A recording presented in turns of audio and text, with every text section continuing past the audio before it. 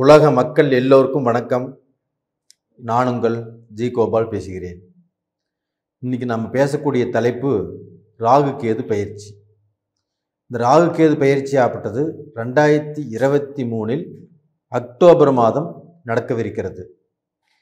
இதனுடைய பயிற்சி காலமாகப்பட்டது 1 வருடம் 6 மாத காலங்கள், அதாவது 18 மாதம்.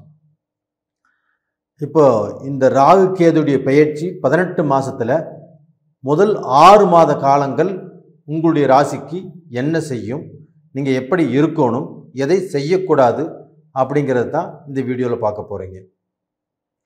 அப்போ நான் பார்க்கக்கூடிய ராசி ஆகப்பட்டது விருச்சக ராசி. விருச்சக ராசி அப்படின்னாவே ஒரு நீர் ராசி, ஒரு கழிவு ராசின்னு சொல்லலாம். அப்போ இந்த ராசிக்கு நிறைய சூட்சமங்கள் இருக்குது. அப்போ இந்த ராசிக்கு 5ஆம் இடத்துல ராகு பகவான் இப்போ வர்றாங்க. 6ஆம் இடத்தில் இருந்த ராகு பெயர்ச்சியாகி 5ஆம் இடத்துக்கு வர்றாங்க. 12ஆம் இடத்தில் இருந்த கேது பகவான் பெயர்ச்சியாகி 11ஆம் இடத்துக்கு வர்றாங்க.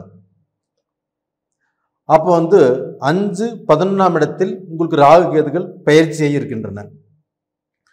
இப்போ இந்த 5ஆம் இடத்தில் பெயர்ச்சியாகி இருக்கின்ற இந்த ராகு கேதுக்கள் ஆகப்பட்டது இந்த விருச்சக ராசி, அதாவது இந்த விருச்சக ராசிக்கு விஷாக நட்சத்திரம், கேட்டை நட்சத்திரம், அனுச நட்சத்திரம், இந்த 3 நட்சத்திரத்தில் பிறந்தவங்க தான் விருச்சக ராசியில் இருப்பாங்க.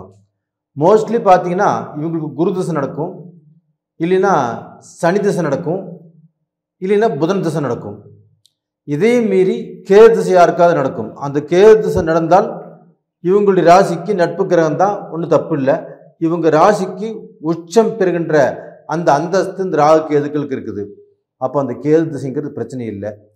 அதுக்கப்புறம் சுக்கிர திசை நடக்கும். சுக்கிர திசை நடந்தாலும் இவங்களை வாழ வைக்கக்கூடிய அந்த சுக்கிர திசையாகப்பட்டது நல்ல திசை தான். இதுக்கு அடுத்ததாகப்பட்டது சூரிய திசை சந்திர திசை நடக்கும். இந்த சூரிய திசை சந்திர திசை நடக்கும்போது அவங்க ஏஜ்டு பர்சன் ஆயிடுவாங்க. அப்படியே இருந்தாலும் இந்த விருச்சிக ராசிக்கு அவங்க நட்பு கிரகங்கள் தான், ஒன்றும் பிரச்சனைங்கிறது இல்லை.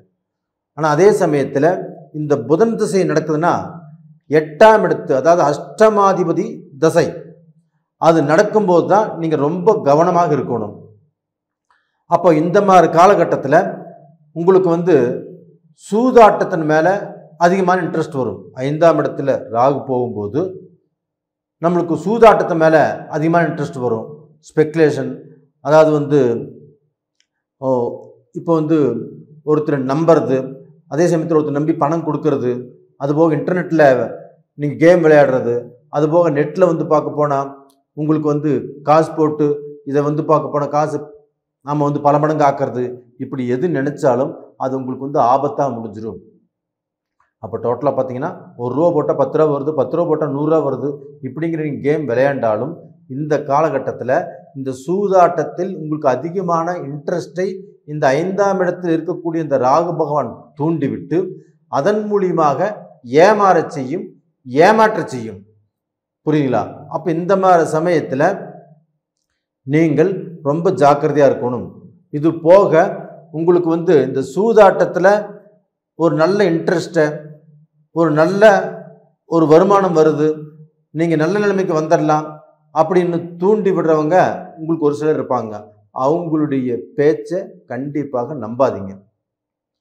இது போக உங்களுக்கு இந்த ராகு அப்படிங்கிறவங்க காமத்தை, கல்யாண ஆசையை, அதே சமயத்தில் இவங்களுக்கு பார்க்க போனால் அதில் இருக்கக்கூடிய பிரச்சனைகளை தான் உருவாக்கும். அப்போது இப்போ சூழ்நிலையாகப்பட்டது இந்த ராகு 5ஆம் இடத்தில் இருக்கிறதுனால உங்களுக்கு பார்க்க போனால் காதலில் பிரச்சனைகள் கண்டிப்பாக உருவாகும். அப்போ காதலில் பிரச்சனைகள் உருவாகும். அப்போ அந்த காதல் மூலியமாக உங்களுடைய வாழ்க்கை பாதிக்கும், நீங்கள் ஏமாந்து போகக்கூடிய சூழ்நிலைகள் உருவாகும். இது போக நீங்கள் ஏன்டா இந்த காதலை பண்ணணும் அப்படின்னு நினைக்கக்கூடிய அளவுக்கு வருத்தப்படக்கூடிய சூழ்நிலைகள் உருவாகும். அப்போ நீங்கள் நம்பினவங்கனால மோசமடையக்கூடிய வாய்ப்புகள் உருவாகும். அப்போ அந்த சமயத்தில் நீங்கள் அங்கே ஜாக்கிரதையாக இருக்கணும். இது போக நீங்கள் பணம் போட்டு பணம் விஷயத்தில் ரொம்ப ஜாக்கிரதையாக இருக்கணும். அப்போ அந்த பணம் விஷயத்தில் நீங்கள் ஒருத்தர் கொடுக்குறீங்க, அவங்க 2 நாள் கொடுக்குறா, 1 மாதத்துக்கு கொடுக்குறேன்னு சொல்லலாம், 6 மாதத்துக்கு கொடுக்குறேன்னு சொல்லலாம். கண்டிப்பாக அந்த பணம் வந்து சேராது. அப்போ அந்த பணம் உங்ககிட்ட வாங்கிட்டு போகிறவங்க வாங்கிட்டு போகலாம், உங்களுக்கு சரியான நேரத்தில் வந்து சேராது. அப்போ அந்த பணத்தால் பிரச்சனைகள் உருவாகும். அப்போ அந்த பணம் உங்களுக்கு வந்து பார்க்க போனால் சரியான நேரத்தில் வராதனால நீங்களும் பிரச்சனைக்கு ஆளாகிறீங்க. அப்போ இதனால் வந்து பார்க்க போனால் அந்த பணம் கொடுக்கல் வாங்கல நீங்கள் நம்பி யாரையோ ஒருத்தர் பணத்தை நம்பி கொடுத்தாலும் அதில் பாதிக்கக்கூடிய அளவுக்கு வாய்ப்புகள் வரக்கூடிய வாய்ப்புகள் இருக்குதோ இல்லையோ, உங்களுக்கு வந்து பார்க்க போனால் நல்லது நடப்பதற்குண்டான வாய்ப்புகள் இல்லை. எது வரைக்கும் இல்லைன்னா இந்த ஏப்ரல் மாதம் வரைக்கும் இல்லை. அப்போ இந்த ஏப்ரல் மாதம்னா நான் சொன்ன இந்த 6 மாத காலங்களும் உங்களுக்கு சாதகமான சூழ்நிலையில் கிரக சூழ்நிலைகள் இல்லை. அந்த ஏப்ரல் மாதத்தில் அந்த குரு பெயர்ச்சி ஆகிறதுனால அந்த குருவுடைய பெயர்ச்சி உங்களுக்கு நல்லது செய்யும். உங்களுடைய ராசியை பார்க்கும், உங்கள் ராசிக்கு ஒரு தைரியத்தை கொடுக்கும், ஒரு தன்னம்பிக்கை கொடுக்கும், எதையுமே வந்து செஞ்சிடலாம் அப்படிங்கிற அளவுக்கு ஒரு நல்ல மனசை கொடுக்கும். அது வரைக்கும் நீங்கள் பொறுமையாக இருக்கிறது நல்ல விஷயம். அப்போ இந்த 5ஆம் இடத்தில் இருக்கக்கூடிய அந்த ராகு பகவான் ஆகப்பட்டது உங்களுக்கு பல வழிகளிலும் தொந்தரவு கொடுத்து குழப்பத்தை கொடுத்து நல்ல நிம்மதியை கண்டிப்பாக கொடுக்க மாட்டார். இது போக உங்களுக்கு வந்து கேது பகவான் 11ஆம் இடத்துல இருக்கிறாங்க. இந்த 11ஆம் இடத்தில் இருக்கக்கூடிய இந்த கேது பகவான் ஆகப்பட்டது உங்களுக்கு வந்து ஒரு நல்ல மாற்றத்தை கொடுப்பாங்க. ஒரு இப்போ வெளிநாட்டில் நீங்கள் ஏதாவது ஒரு பத்தில் சிட்டிசன் ஆகணும், இல்லை வெளிநாட்டில் நாம் வந்து வெளிநாட்டுக்கு போகணும், இல்லை வெளிநாட்டில் சம்பாதிக்கணும், வெளிநாட்டிலே இருக்கிறீங்க, அங்கேருந்து அந்த நாட்டிலே இருந்து நம்ம சம்பாரித்து நல்ல நிலைமைக்கு வரணும் இப்படின்னு ஆசைப்பட்டால் தாராளமாக இந்த கேது பகவான் ஆகப்பட்டது 11ஆம் இடத்துல இருக்கக்கூடிய கேது பகவான் ஆகப்பட்டது உங்களுக்கு நல்ல வழியை கொடுப்பாரு. ஆனால் இந்த 11ஆம் இடத்துல இருக்கக்கூடிய இந்த கேது பகவான் ஆகப்பட்டது தன்னுடைய 3ஆம் பார்வையால் தனக்கு முன்னும் பின்னும் கண்ட்ரோல் பண்ணுறாரு. அப்போ வந்து உங்களுடைய லக்னத்தை உங்களுடைய ராசியை அவர் பார்க்கும்போது என்னாங்கன்னா, நாம் சில கெட்ட கனவுகள் வரும், சில மனசு வந்து பார்க்கணும் ஒரு நிலையில் இருக்காது. அது போக நம்ம ஏண்டா நம்ம இந்த வாழ்க்கை வாழ்ந்துட்டு இருக்கிறோம், நாம் இருக்கிறத விட சாகிறத மேல் இப்படிங்கிற அளவுக்கு பல குழப்பத்தையும் பல பிரச்சனைகளையும் உங்களுக்கு கொடுக்கும். இது போக அந்த சைடில் 9ஆம் இடத்தை பார்க்கும். அப்போ இந்த 9ஆம் இடத்தை பார்க்கும்போது உங்களுக்கு குருமார்கள் ஆசிரியர்கள், அப்போ அவங்களுடைய நம்பிக்கைக்கு பாத்திரமாக நீங்கள் இருந்திருந்தாலும் இந்த பீரியடில் அந்த பேரை கெடுத்துக்குவீங்க. அப்போ வந்து குருமார்களை மிஞ்சிய சிஷியர்களாக இருப்பீங்க. அதே சமயத்தில் நீங்கள் அவங்க காட்டக்கூடிய வழியில் போகாமல் நீங்கள் தனிப்பட்ட முறையில் ஒரு வழியை உருவாக்கி போய் நீங்கள் உங்களுடைய ஆசைகளை தீர்த்து கொள்வீங்க அப்படிங்கிறான். அப்போ அதனால் வந்து பார்த்தீங்கன்னா நீங்கள் கொஞ்சம் ஜாக்கிரதையாக இருக்கிறது நல்ல விஷயம்.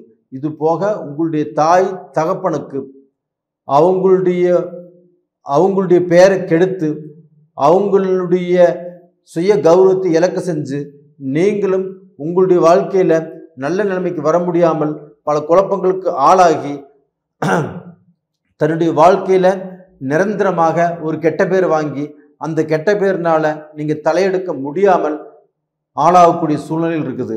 அப்போ இந்த மாதிரி காலகட்டங்கள் ஆகப்பட்டது உங்களுக்கு இந்த 9ஆம் இடத்தை அந்த கேது கண்ட்ரோல் பண்ணுறதுனால இந்த மாதிரி பிரச்சனைகள் வருவதற்குண்டான வாய்ப்புகள் இருக்குது.